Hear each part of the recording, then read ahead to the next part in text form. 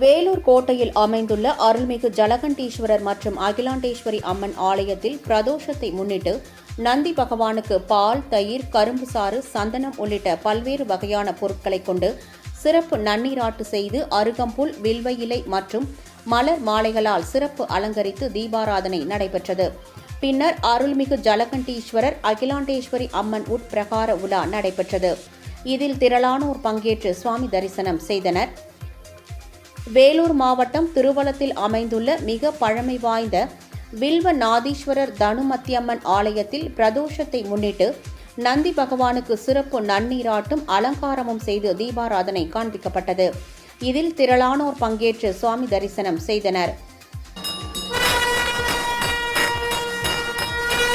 காரைக்காலை அடுத்த திருநள்ளாறில் சனி பகவான் தனி சன்னதி கொண்டுள்ள அருள்மிகு தர்பாரண்யேஸ்வர சுவாமி ஆலயத்தில் நடைபெற்ற ஆவணி மாத வளர்பிறை பிரதோஷ பூஜையில் ஏராளமான பக்தர்கள் கலந்து கொண்டு சுவாமி தரிசனம் செய்தனர்.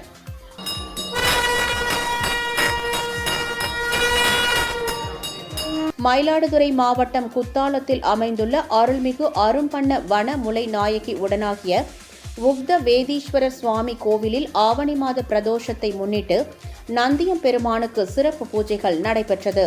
இதில் திரளான பக்தர்கள் பங்கேற்று சுவாமி தரிசனம் செய்தனர்.